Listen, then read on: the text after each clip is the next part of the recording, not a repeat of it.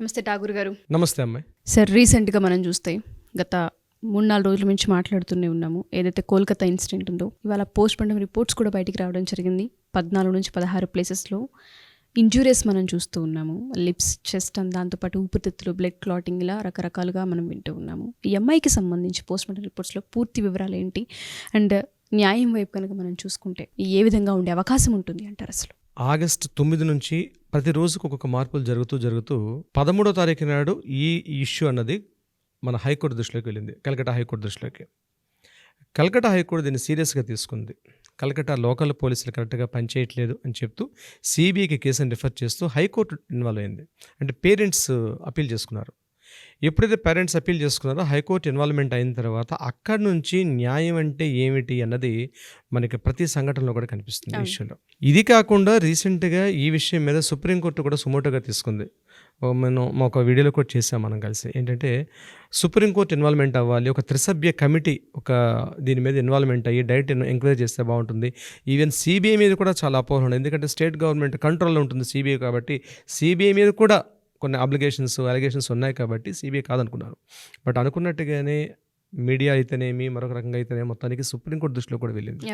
అందులో భాగమే ఈరోజు మనకు వచ్చినట్టు అటాప్సీ రిపోర్ట్. ఎలా అని మనం చెప్తాం అంటే, ఎప్పుడు కూడా అటాప్సీ రిపోర్ట్ అన్నది అది బహిర్గతపరచరు, అంటే ఓపెన్ అప్ చేయరు దాన్ని. ముఖ్యంగా పోస్ట్ మార్టం చేసే విధానంలో కూడా అది సీక్రెట్గా ఒక రూమ్లో చేస్తారు. కానీ ఈ విషయంలో ఏం జరిగింది, ఈ మొత్తం ఎంటైర్ పోస్ట్ మార్టం మొత్తం కూడా వీడియో షూట్లో జరిగింది. ఓకే, యాక్చువల్గా వీళ్ళు చేయరనమాట. అట్లా దానివల్ల ఏమవుతుందంటే పోస్ట్ మార్టరాన్ని, సాక్ష్యాలని తారుమారు చేసే అవకాశం ఉంటుంది. బట్ ఇక్కడ మనం గవర్నమెంట్ అప్రిషియేట్ చేయాలంటే, ఎవరైతే అక్కడ 5 సభ్యులు పార్టిసిపేట్ చేశారో పోస్ట్ మార్టం హాల్లో, డాక్టర్స్ ఎవరైతే పార్టిసిపేట్ చేశారో ఈ 5 కూడా అండర్ ద సీసీటీవీ సర్వైలెన్స్ అన్నట్టుగా వీడియో కెమెరా షూట్లో వాళ్ళు ఆ పోస్ట్ మార్టం రిపోర్ట్ని చేశారు. ఆ రిపోర్ట్ని ఫైనలైజ్ చేశారు. ఆ రిపోర్ట్స్ అన్ని కూడా కోర్టు సబ్మిట్ చేస్తారు. అది పబ్లిక్లో, ఓపెన్ పబ్లిక్లో సబ్మిట్ చేయరు. అయితే ఆ బయటకు వచ్చినటువంటి డాక్టర్స్ ఎవరైతే ఉన్నారో ఒక రిపోర్ట్ అనేది బయటకు రిలీజ్ చేశారు. మీడియాకి ప్రెస్ నోట్ రిలీజ్ చేశారు. ఏమి రిలీజ్ చేశారంటే, ఆ సూసైడ్ కాదు, ఇది పూర్తిగా ఒక మర్డర్ జరిగింది. ఫస్ట్ అనుకుంటే సూసైడ్ కాదు, ఇది ఖచ్చితంగా మర్డరే కాదు, ఇది అదర్ దాన్ 1 పర్సన్, ఒకరికన్నా ఎక్కువ మంది ఈ యొక్క ఇన్వాల్వ్ అయి ఉన్నారు అని కూడా స్పష్టత చేయడం జరిగింది. ఇది మమతా బెనర్జీ గవర్నమెంట్కి ఒక చెంపదెబ్బగా చెప్పుకోవచ్చు.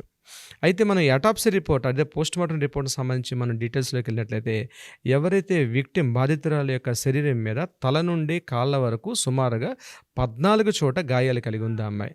అది కూడా తీవ్ర రక్తస్రావాన్ని కలిగి ఉంది. ఆ అమ్మాయికి మార్నింగ్ 3 నుంచి 6 గంటల మధ్యలో ఈ దారుణ సంఘటన జరిగిన తర్వాత ఆ అమ్మాయి ఆ చనిపోయినటువంటి సమయం కూడా మెన్షన్ చేశారు. మార్నింగ్ 6 తర్వాత ఆ టైంలో చనిపోయింది. అప్పటిదాకా ఆవిడ లైవ్లో ఉన్నటువంటి విషయాన్ని కూడా చెప్పారు ఉంది. కానీ ఆ విక్టిమ్, ఆ బాధితురాలు సుమారుగా 3 గంటల పాటు ఈ యొక్క నరక యాతన ఎట్లా అనిపించిందండి, మనం కామన్ మ్యాన్గా ఆలోచిస్తే మాత్రం చాలా బాధాకరమైన విషయం అది.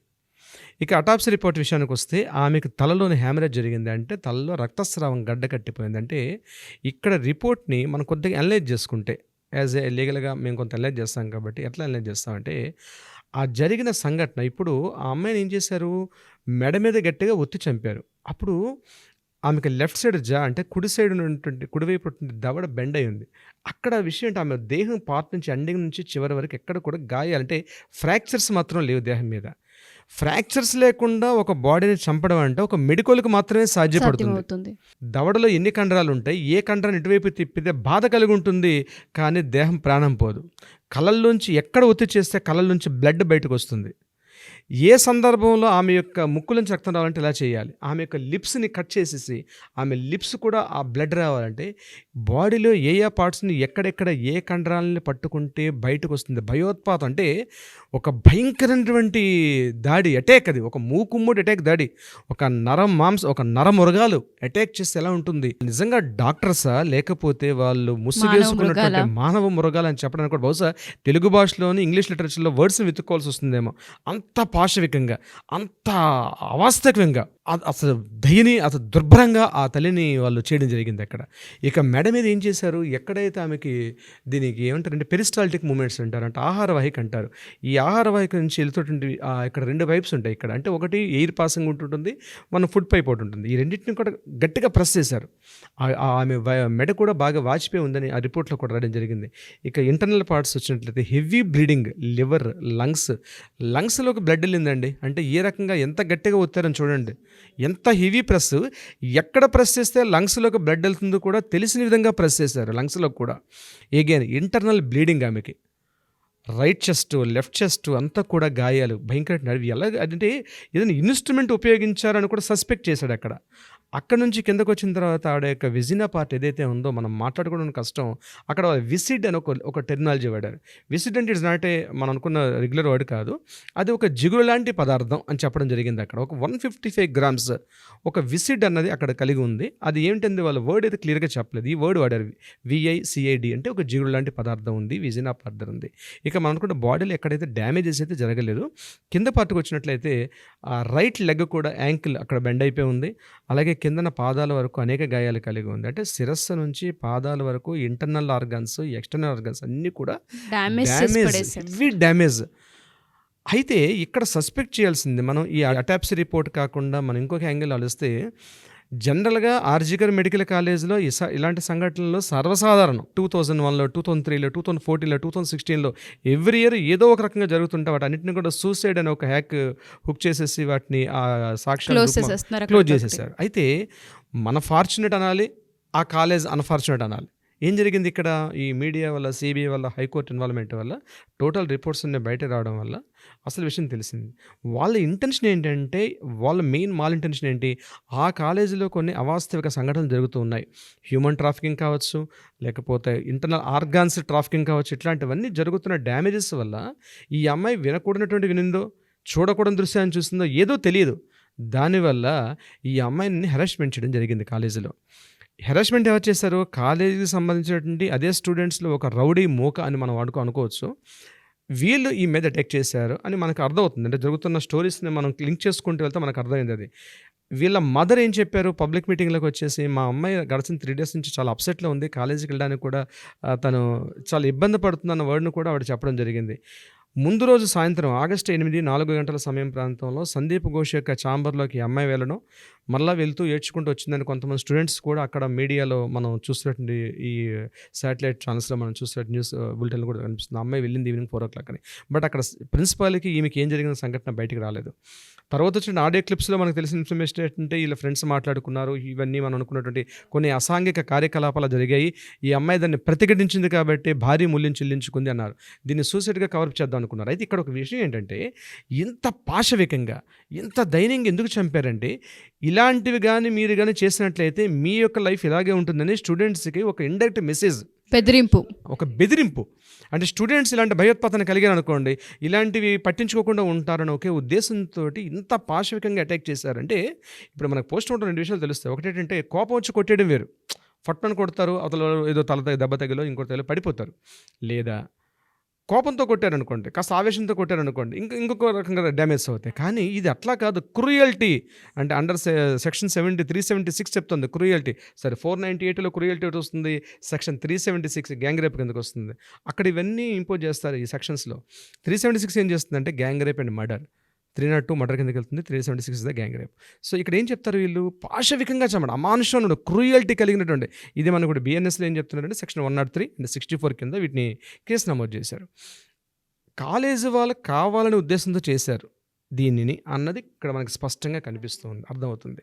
పాప ఒక అమాయకురాలు బలైపోయింది. కలకత్తా కాళీ, కటక్ చండీ అని చెప్పుకుంటుంటే, కలకత్తా కాళీ మరి ఏం చేస్తుందో, ఈ కటక్ చండీ ఏం చేసిందో, ఈ అమ్మాయిని మాత్రం ఎవరు రక్షించలేకుండా పోయారు. No words sir. అసలు మీరు చెప్తూ ఉంటే అమ్మాయి చావు గురించి ఆ రిపోర్ట్స్లో వచ్చిన ఏదైతే ఉందో చాలా భయంగా ఉంది వినడానికే, ఒళ్ళు గగ్గురు పుడుస్తుందని చెప్పాలి. ఎంత నరకాన్ని అనుభవించిందంటే, ఇంటర్నల్గా అయిన డ్యామేజ్ ఏదైతే ఉంటుందో అది కళ్ళకి కనిపించదు, లోపల గాయం మాత్రం రేగుతూ ఉంటుంది. ఉదయం 3:30-4 గంటల నుంచి 6:30-7 అంటే సుమారు 3:30-4 గంటల పాటు అమ్మాయి తప్పు ఉంది.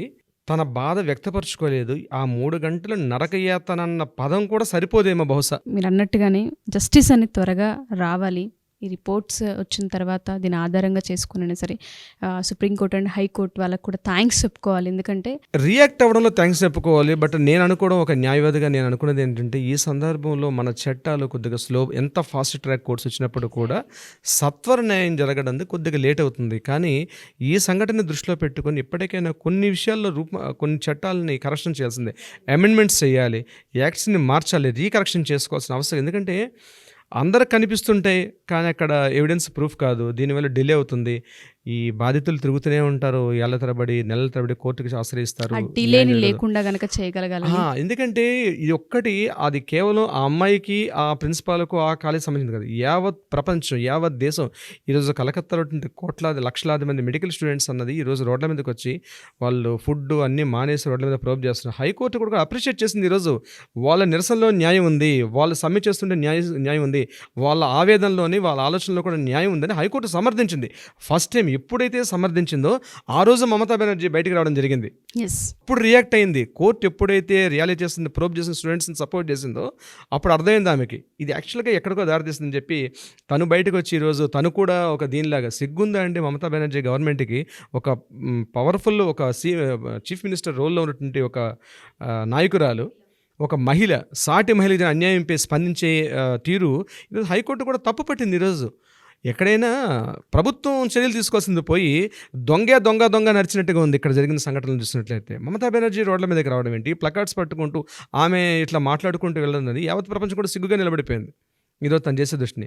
నా ఉద్దేశం ఏంటంటే మమతా బెనర్జీ ఈ రోజుకనే రిజైన్ చేసి పబ్లిక్లోకి వచ్చేసి, ఎందుకంటే వైద్య ఆరోగ్య శాఖ మంత్రి కూడా ఆవిడ, కేవలం ముఖ్యమంత్రి కాదు, ఈ పర్టికులర్ శాఖ కూడా ఆవిడ మంత్రిగా పనిచేస్తుంది.